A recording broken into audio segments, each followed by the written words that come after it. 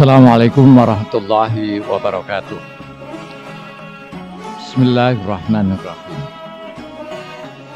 Selamat bertemu kembali dengan saya Muhammad Tajib di channel baru saya yang khusus membahas Al-Qissah wal Ibrah, kisah dan pelajaran hidup. Saya mohon bantuannya teman-teman dan sahabat-sahabat semua, sudilah kiranya untuk menyebarkan channel ini agar manfaat channel ini semakin luas jangkauannya.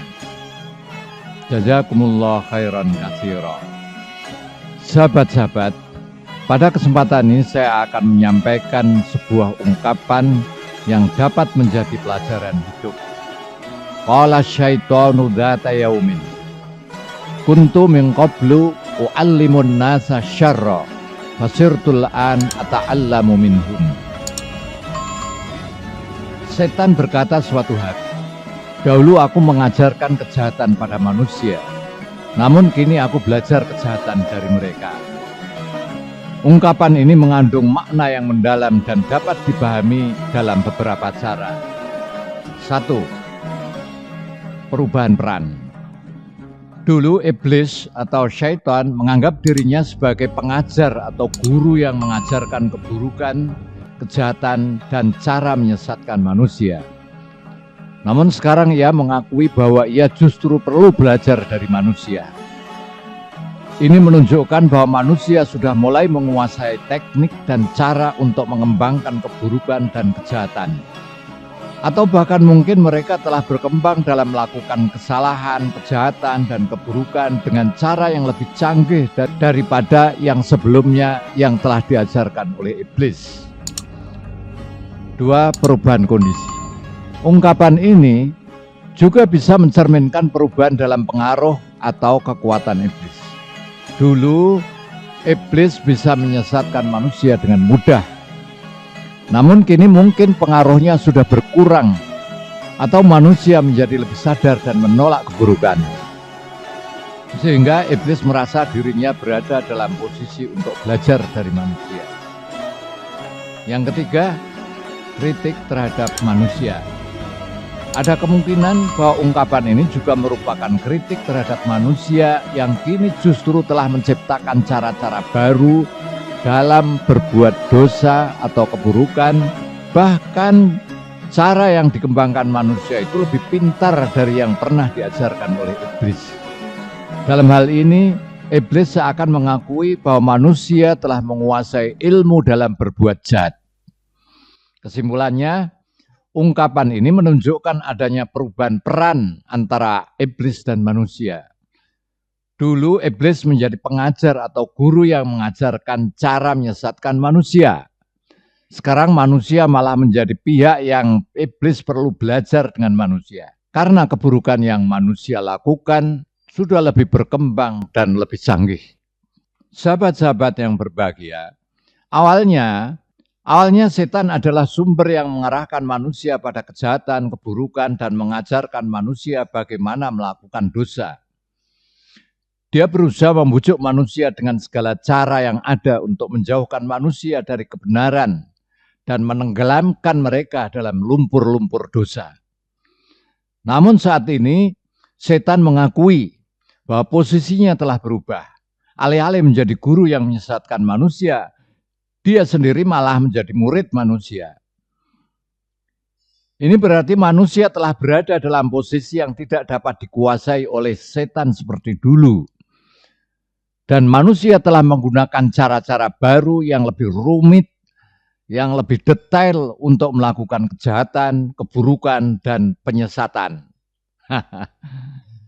Manusia mungkin telah menjadi lebih mahir dalam melakukan kesalahan dan dosa, bahkan terkadang dengan cara yang tidak dapat dibayangkan oleh setan sendiri.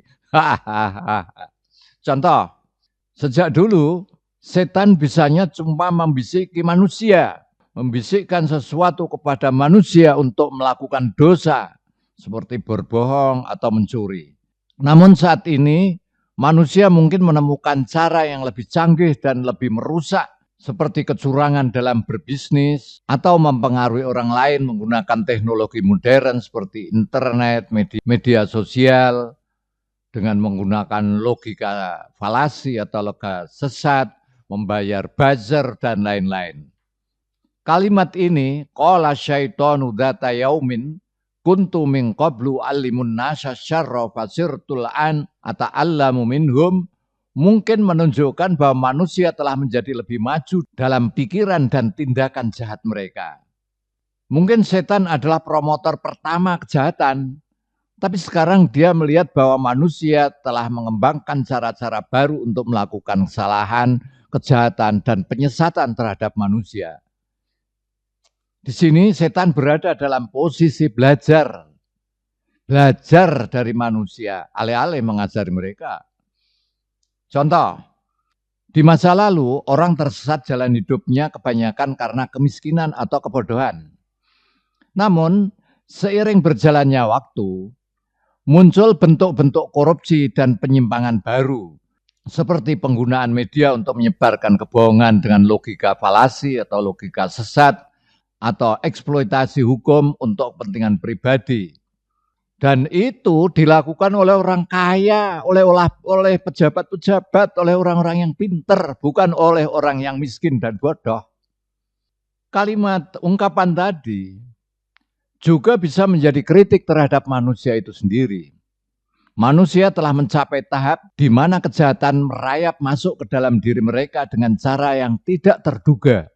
Manusia mungkin sedang memikirkan cara-cara baru untuk menciptakan kejahatan atau melakukannya dengan cara-cara yang lebih rumit, lebih sistematis. Dalam konteks ini, setan seakan menunjukkan bahwa manusia telah belajar cara melakukan kejahatan sendiri tanpa lagi perlu bujukan setan, tanpa perlu belajar kepada setan.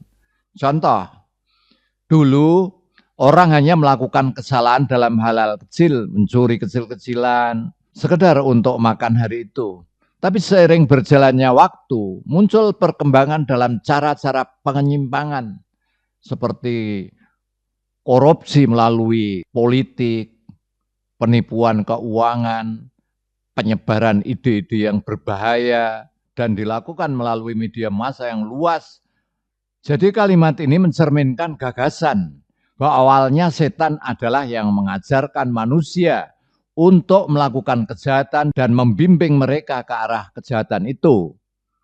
Namun seiring waktu, situasinya berubah dan manusia menjadi lebih mahir dalam melakukan kejahatan sendiri.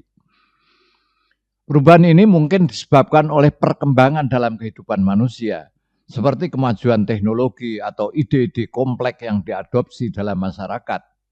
Sahabat-sahabat yang berbahagia, kalimat ini mengajak kita merenungkan hubungan antara manusia dan kejahatan. Dahulu kita sering menyalahkan setan atas segala kejahatan yang terjadi. Namun kalimat ini menyiratkan bahwa manusia memiliki peran yang lebih besar dalam menciptakan dan mengembangkan kejahatan. Manusia telah menjadi lebih kreatif dalam menemukan cara-cara baru untuk berbuat jahat, bahkan tanpa pengaruh langsung dari kekuatan jahat atau setan. Ini adalah sebuah peringatan bagi kita untuk selalu introspeksi dan memperbaiki diri kita masing-masing. Kita harus menyadari bahwa kejahatan tidak hanya berasal dari luar diri kita, tapi juga tidak kalah bahayanya dari dalam diri kita sendiri. Dengan memahami hal ini, kita dapat berusaha untuk menjadi pribadi yang lebih baik dan membangun masyarakat yang lebih baik pula. Apa pesan moral dari ungkapan ini? Manusia harus bertanggung jawab atas tindakannya sendiri, baik yang baik maupun yang buruk. Kita tidak bisa terus-menerus menyalahkan kekuatan setan, tidak bisa terus-menerus mengkambing hitamkan kekuatan eksternal atau pengaruh setan atas segala kejahatan yang kita lakukan, atas semua kejahatan yang terjadi. Kita tidak bisa menyalahkan setan. Pertanyaan untuk direnungkan. Seberapa besar peran kita dalam menciptakan kejahatan di sekitar kita? Apa yang dapat kita lakukan untuk mengurangi kejahatan dan membangun dunia yang lebih baik? Bagaimana kita dapat membedakan antara pengaruh positif dan negatif dalam hidup kita? Itulah 3 pertanyaan yang perlu kita renungkan. Semoga pelajaran hidup ini dapat memberikan pemahaman yang lebih mendalam tentang makna kalimat tersebut. Sahabat-sahabat yang berbahagia, berikut ini ada beberapa pertanyaan untuk bahan diskusi. Pertanyaan pertama, makna mendalam. Apa yang Anda pahami dari kalimat, setan berkata suatu hari, dahulu aku mengajarkan kejahatan pada manusia, namun kini aku belajar dari mereka. Bagaimana Anda melihat pergeseran peran antara setan dan manusia dalam konteks ungkapan ini? Apa implikasi dari pergeseran ini? Menurut Anda, apakah kejahatan berasal dari dalam diri manusia atau dari pengaruh luar seperti setan? Jelaskan. Siapa yang lebih bertanggung jawab? Siapa yang lebih bertanggung jawab atas kejahatan yang terjadi di dunia? Manusia atau kekuatan lain? Jelaskan alasan Anda. Bagaimana perkembangan teknologi mempengaruhi cara manusia melakukan kejahatan? Beri contoh konkret. Bagaimana Anda mendefinisikan kejahatan? Apakah definisi kejahatan bersifat universal atau relatif terhadap budaya dan waktu? Apa saja motif utama yang mendorong manusia melakukan kejahatan? Apakah motif ini bersifat alami atau dipengaruhi oleh faktor lingkungan? Apa saja upaya yang dapat dilakukan untuk mencegah kejahatan? Apakah kita perlu lebih fokus pada individu atau pada sistem sosial dan sistem pengelolaan negara? Bagaimana agama berperan dalam memahami dan mengatasi kejahatan? Apakah agama dapat menjadi solusi untuk masalah kejahatan? Apa harapan Anda untuk masa depan dalam hal mengatasi kejahatan? Itulah pertanyaan-pertanyaan yang sayognya kita jawab. Dan di akhir pertemuan ini, saya ingin mengajak untuk membentuk kelompok diskusi. Ajak anak-anak muda untuk berdiskusi, bagi menjadi beberapa kelompok kecil, dan masing-masing kelompok diminta untuk menyajikan pendapatnya mengenai salah satu pertanyaan di atas. Adakan debat mengenai topik yang kontroversial, seperti apakah manusia pada dasarnya jahat, atau apakah hukuman mati dapat mengurangi kejahatan? Buatlah simulasi situasi di mana peserta harus membuat keputusan moral yang sulit terkait dengan kejahatan. Tujuan pertanyaan-pertanyaan ini adalah untuk satu, mendorong peserta untuk berpikir kritis dan analitis. Yang kedua, membuka ruang untuk berdiskusi dan bertukar pikiran. Yang ketiga, meningkatkan pemahaman tentang kompleksitas masalah kejahatan. Yang keempat, membantu peserta menemukan jawaban atas pertanyaan-pertanyaan yang selama ini belum terjawab. Atau Anda dapat menyesuaikan pertanyaan ini sesuai dengan konteks diskusi dan tingkat pemahaman peserta. Assalamualaikum warahmatullahi wabarakatuh. Muhammad Ajib.